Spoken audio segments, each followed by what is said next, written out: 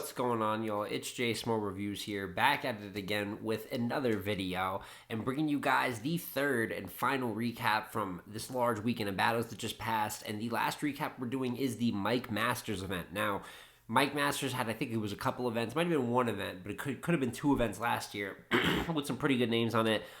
EK versus B Magic happened over there. Marv versus Danny Myers happened over there. And I feel like it went a little under the radar, the card they had this weekend. Obviously, Marv Won versus Av was, for me, the biggest, even though it wasn't the main event, it was like the selling point battle for me, which is why half of this video is going to be review for Marv versus Av, as well as B Magic versus TheSaurus, which is a good rec. Nitty versus Quest, which is cool, you know what I'm saying, especially with Nitty popping out when a lot of people thought that we weren't going to see him again until the Low Deluxe battle, which might be true now. You know what I'm saying? He did sit down for a little bit before this Quest battle. Sits about the same amount of time after we could get to the Lux battle next. And then Holmesy versus Real Deal, which, truth be told, I did not catch the battle yet. I have not been able to catch the battle yet, so my apologies on that one. But I was able to catch Nitty versus Quest. I was able to catch Fendi versus 40, Marv versus Av, and then obviously B Magic versus TheSaurus. So should be a quicker one to talk about here, but going to start talking about the rest of the event, and then we'll get into the Marv versus Av review portion. So order of the card was done kind of funny compared to like what the flyer order was, which it never fully aligns up, right? But they had like Marv versus Av go second or something like that. So we're just going to do the order that I feel like doing. That's really how we're going to do it. And we're going to start with the only one rounder on the card. Pretty good battle too. 40 versus Fendi. Well, tough to call it good with all the stumbles, right? But you get a good performance that makes the battle watchable. So only one rounder. Card's not littered with one rounders, and everyone that did business with them seems to like really be trying to shout. Like, I saw Av was telling Ehart she should come do some business over there, that they take care of the battlers. So I like what Mike Masters is doing. I definitely like what Mike Masters is doing. But I had 40 clearly beating Fendi in the one rounder. Fendi choked, I believe, twice, like full on choked. While 40 had early turbulence, listen, the way 40 was rapping early, I thought for sure that we were about to get unprepared choking 40. She like stumble, and then like another hard stumble. And then from there, she just has better material, though. Like, the rest of her round is a very on-target 40, which is funny because she hasn't been that good versus the ladies lately in terms of consistency. Those are the battles where she kind of, like, doesn't bring her all compared to the men, where you get a John battle, which is by far her best performance of last year. So even though she has been kind of dipping towards being better versus the men, it was good even in a little one-rounder, given a shot like this to see 40 kind of back in form a little bit for the battle. From there, next battle we'll talk about is actually the main event, right? Because we're just jumping everywhere. And that is B Magic versus TheSaurus. And I got to tell you, man, Magic gets another one. Magic gets another decent little win on this return to form. And this has just been the coolest thing for me watching what B Magic's been doing. He lost to Danny Myers. Some people try to give it, they say, oh, Danny had a compliment third. Well, Magic choked in the third. So he lost to Danny, but that was a really good battle versus Danny. Beat Fonz in a one-rounder, right? Beat Shotgun Shug at the UW event, Gentleman's 30. Beat EK on Mike Masters, pretty good battle there. And there's one or two Arsenal. Look at the Arsenal battle, no matter who you had winning. That was good in the blue room. And now we got the TheSaurus battle where he starts out rough, right? Chokes in the first, pretty light first by all means too, material-wise. And TheSaurus has a very good first round. Punching him out. Oh my God, what did he have?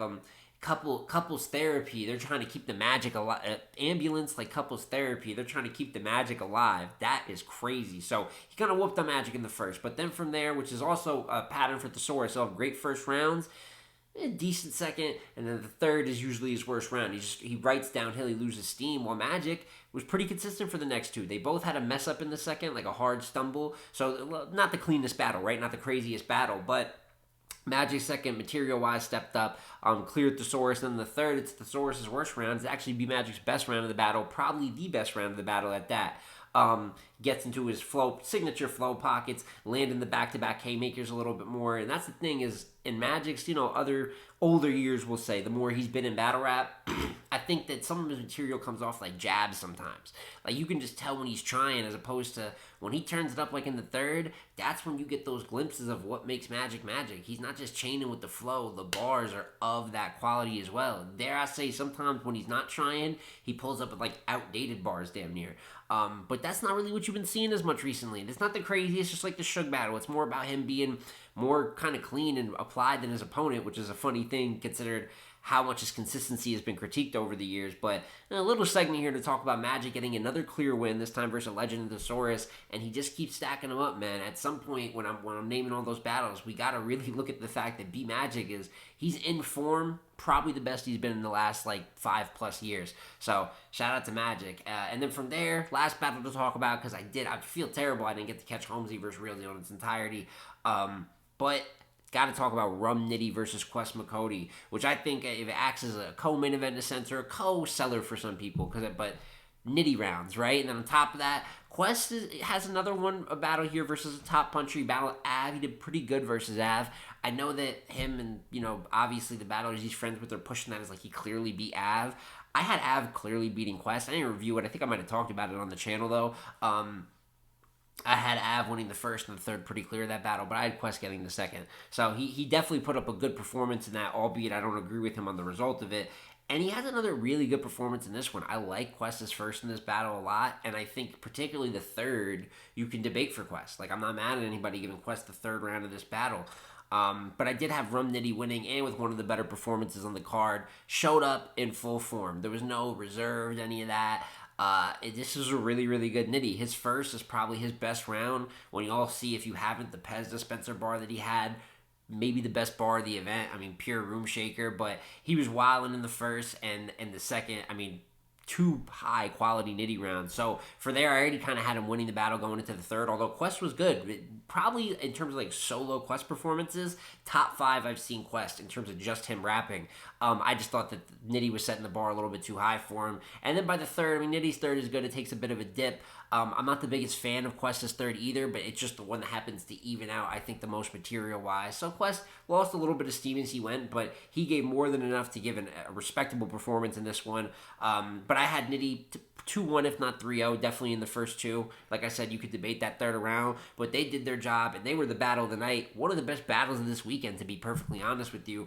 And then from there, one last battle to talk about, and that is Marv Won versus Av. And as for Marv versus Av, I just want to say before, because we're going to start with the first round here review-wise, but the reason I've been wanting to review this is, A, they've been chirping back and forth. I've seen Marv and Av talking for well over a year now about possibly setting it up. It's all in a competitive aspect that I feel like.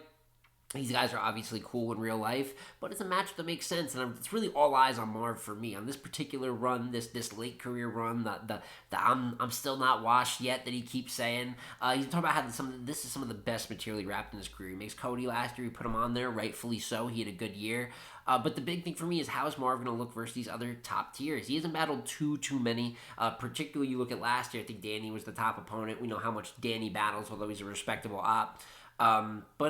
And then you'd have to go back to, I think, the Grand Prix when he battled Sharon to look at some highlight top-tier competition. For the most part, Marv is either battling down, going all small leagues, just all types of different matchups, right? So how does he look versus Av, someone who's definitively active top-tier? It's a big, measure for me in terms of, is Marv really battling to that level since he's calling out a Tay-Rock and such? And you look at the first round, and it looked like in the first round. I really like Marv's first round. I think he was rapping extremely well. And I think that might be a little bit of the difference here is, I don't know how to say it, because Av raps good, but there was something about Marv's delivery in the first where I thought this was kind of peak Marv. I loved, he had moments of where it's not just, obviously he punches as well, but he had moments of kind of a different style of wordplay. The innate, he had like the word innate, but he kind of broke it down. I believe it was like 3 different ways kind of to present it as a triple in a sense. So I really like that. Might have been my favorite bar of his, but he had bigger reactions than that. Haymakers in this round. I like Marv's first. I think Marv's first is the best round of the battle. And as first is cool in response. I think he makes it close. He didn't really, for me, start picking up steam until the second half of his round. A couple bars, the 3-point shooter, find him open on the wing. That was dope. Hopping out the truck with the switch like Shannon Sharp, thought that was dope. Probably his best bar of the round was the Jeff Hornacek bar. I got a shooter in Utah. You don't believe me? I'll get him on the horn a sec. Like the horn, get him on the horn in a sec. Come on a phone, a horn is some old ass shit, by the way. Old ass battle. But I think the first debatable. That's the thing that I want to say here, because I'm gonna speak a different tone for the rest of this battle. So I do want to credit here. This is kind of what when you're talking about what Marv could do versus a top tier and the way he's talked, this first is a good example of that. Because I think he punches with him, which when you look at who Av is as a puncher, that's not an easy thing to do. I think he goes bar for bar. I think he beats him a little bit in that delivery, rapping department. He calls himself the Marvelous One, and when when he's comfortable like that, where he can deliver in and like this, he kind of just approaches how he delivers his punchlines a little bit differently, more of like a walk down approach, some smoothness to it that I think maybe a Goods displays really well in battle rap. Marv's got a little bit of that aspect. So for me personally, it's a close first. I wouldn't be mad if that last little run of Av's first gives someone the round for him, but I personally edged Marv the first round and had him up 1-0 going into the second. Now back on Marv, start of the second. Something I forgot to mention the first is the pill prop he was using. He pulls out like a pill, and he has a bar with it in the first, and then in the second, really it's about what he does in the third. It turns out into an appeal bar. We'll talk about it when we get to that round, but he was doing it. Something to note in the battle, how he was starting his rounds. He bridged that, though, into a Jake the Snake Roberts bar. I thought that was dope. He had a bullpen scheme, which I was like, on, some bullpen artists. Thought it was okay. He is this bitch will get it in the end, like a rom-com. I thought that was pretty solid. So really up into that first half of the round, though, I think that there was a pretty clear dip in the way Marv was punching in the first round and rapping in the first round compared to this. I will say he is the switch singing like El DeBarge. That was fire. That was super fire by Marv. But then he kind of has a moment where, you can't call it a choke, right? But you can clearly see he forgot where he was. So we talked about this with Ilmac the other day in the review, where you could just see by the chaoticness for people that are usually so smooth, like these particular artists, you could tell when they're on their shit, a lot of professionalism, the confidence I talked about in the first round, the kind of the suave Marv was delivering with, but then he kind of gets caught up on a word, repeats it a few times, freestyles in the circle a little bit, and then just like ends his round. So really weak ending to Marv's second. I think if you just look at the second, it's just a drop off, like the El DeBarge bar, like I said. But for the most part, a little bit of jabs, kind of loses his spot. It's a shorter round, and then he ends it rough. And then Av goes, and unfortunately for Marv, Av's second is probably the best round of the battle. The Karl Malone bar opener was cool. At Autopsy, it'll be a table for one, like a solo reservation. I thought that bar was cold. It didn't get much reaction, but I thought it was cold. The Marvin dying from the Pops, obviously the Marvin Gaye bar. Heard it a couple times, but, Av set it up well. Step in after one, like a crosswalk signal. Thought that was dope. Shoot Marvin next to the jukebox. It's Raising Canaan. Jesus Christ, that was fire. The six, what else is a six holder? He's talking about a gun. He said, what else is a six holder custom made for one? A casket. That was fire. Probably his best bar of the round. The Smelling Salt, Wake Up Marv, crazy. Left field, came out of left field, caught him in the mitten. And then this one probably went over people's heads. His man's going Haiti gang after we barbecue the leader. Prayers out to what's going on in Haiti, man. They got a fucking cannibal group out there, and barbecue is the leader. So for people that don't understand that bar, a little bit of a current event bar there from Av. So the Av second was crazy. Very punch-filled, caught rhythm, performed with more aggression than he did in the other two rounds, I have to say, too. It's a peak Av round. So Av, after debatable first, I edge Marv, right? Av clearly wins the second round of this battle, and then that means it comes down to the third round. And as I said, it comes down to the third round of the battle, and in the third, Marv's going to take more of an angle approach, but before that, he has a couple bars. He has a Trump Seek the Terms opener. Thought that was pretty cool. Brings back the pill one last time and says, I would show you this Av, but I don't want this round to appeal to you. Appeal. I've heard it a lot. Kind of funny to do the prop all three rounds to make it something I feel like that simple, but I'm not taking points. It's just, it was okay. It came and went. And then he gets in the drinking angle. So another Av drinking angle. No problem with doing it as long as you make it one of your own. We have heard it quite a few times versus Av. Obviously, B-Dot probably did by far the best version of it. But if you're going to do the angle, it's just a little harder to get it to be impactful because it has been done before, right? But he has some good bars in here. This whole time you've been running with Nitty while Rum's been killing your liver. Well, that was pretty clever playing off, you know what I'm saying? Plays off another personal part of Av's life, or not personal in a sense, but being part of the EFB group, so that plays into it. The Monstars bar I thought was pretty cool. Be another Nate looking for a kidney. Thought that was pretty dope. A little bit of comedy in there too. What do you say? I can't judge you because the chances of me eating a fresh crispy chicken wing, fat chance. So a little bit of playing off the fat jokes. And then he has his best bar of the round, another pretty shorter round. I thought his first was by far his longest round in the battle, but this one is more efficient than his second. So it kind of has the same shorter length of his second round, which I don't love, but it's obviously more material-wise in tunes. I want to say all the way up to his first, but more of that level than the second.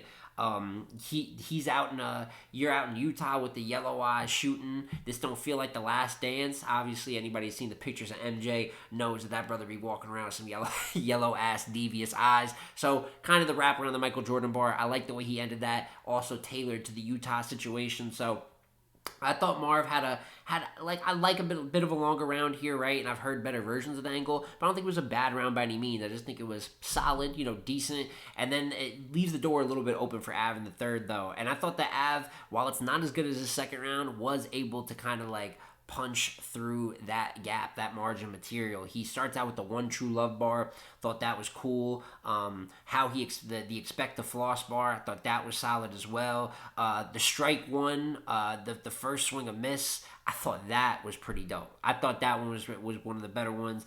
Tide bar, from the Tide water, known for washing shit. All you see is your man on the floor, like Chris Brown. I didn't even write the full bar down, but the Chris Brown bar he had was pretty dope. And it's just a little flurry at the end. I don't drink no more, but I still lick a shot from the bourbon. Kind of funny placement for it, you know what I'm saying? Right across from the Marv round. The Polygrip bar was dope. The Kyle Barker bar I thought was pretty dope as well, and then put the Trey Pound to a buff motherfucker. See how that work out. Buff. I thought that was crazy too. So I might have missed a bar or two at the end, but I thought Av just closed the gap. You look at the way he was catching momentum in that third too. He had all the energy kind of by the end. That's the one thing I will say about Marv is that he got to the second and third here. While I talk about that methodical, that confidence at the beginning, I thought that confidence was going away a little bit as the rounds got shorter too. And I wouldn't say that Marv looked completely deconfident, but it's just not as good as his first round. I don't look at this second and third, and I look at it as that same level. And then on top of that, when the round is getting a little bit shorter on you as well, that's not helping to your case. Well, I thought Ab was pretty consistent here. Like I said, the second is his peak round. I think the first and the third are around the same level in terms of being good, solid rounds. Maybe had a little bit more in the third. So for me, it wasn't, I wouldn't say it was a great, like a crazy Ab performance, but it's one of his better ones in terms of like the battling down situations. Not necessarily battling down actually here versus Marv, but if you compare it to his performances non-Tay Rock last year, the True Foes, the J400s, the clones, etc., I think it might be more in line with something like his clone performance or something higher like that, as opposed to some of the other ones where Av's at 70% and just kind of clearly wins the battle. But decent Marv, but I thought Av handled what he had to handle as a pro, and I thought he clearly won the second and the third round of this battle. And that is my full recap there for Mike Masters. So I wanted to show them some love because I know that they don't have. I saw like Twitter polls beforehand. I think Tone Bro, shout out to Tone Bro, posted one saying, what do you think is going to be the best event? I think Mike Masters said like 7%. I think that's just people didn't know what was on the card for the most part. I'd probably say it was the second best card of the weekend. Got to be fair, I did not catch the different bricks card, you know what I'm saying, that had Caution and Woody as the headliner for one of the days. So maybe that was better, you know what I'm saying? I'm seeing the people that watched it, liked it, so got to give credit there. But for me personally, what I saw, I had Riot versus Rap-Off pretty clearly as number one. Thought Mike Masters was number two. I think Battle Academy's a clear number three. And then for those that watch the brick event, you can kind of cycle that in wherever. So thought that they did their job, man, and you get some pretty good battles here. I did call a lot of clear battles this weekend for the most part. Doesn't mean people didn't do good. I think Marv did good in this battle. I think I explained pretty clearly, if you know what I'm saying, since you guys have just watched, if you made it this far, why I have Marv losing clear at that. But just because it's clear doesn't mean that he didn't do his job in the sense of, being competitive and putting on a show. I will say, when I hear him calling out a Tay Rock, if this is the result here, but Tay Rock battles a lot, so I'm not against it either. I actually recommended it for Volume 11. Probably would have been a lot better than some of those fucking battles. So we'll see where Marv's next move is. Av handles it. Once again, Av's like clearly won like 7 of his last 8 of his last 9. The only one that he didn't clearly win, is Rock, which is an SM debatable in the main event. So can't be too mad at what he's been doing. Nitty versus Quest, good. You know what I'm saying? Be Magic versus TheSaurus, solid. So hey, listen, Mike Masters, keep having artists happy by the end of it, and you're gonna keep getting pretty good product because these are pretty good cards to watch, man. But love to hear what y'all think in the comments down below. If you have seen Marv versus Av, who did you have winning and why? What do you think Marv's chances would be going forward versus other top tiers? He's called out Rock. I'm sure there's other opponents of that nature. There may be a Nitty out there who battles a lot. I don't know, but how do you feel about Marv in some of those bigger matchups going forward? Do you think that he has a good chance of winning a few of those? And let me know how you feel about Nitty versus Quest, since it was one of the better battles of the weekend. If that tells you anything. But it's been Jay Smo Reviews again, y'all. Final recap here for the weekend, man. We'll see. Might have a top 5 or something here later in the week. But like, comment, subscribe. I'm gonna catch you on the next one, man. Peace.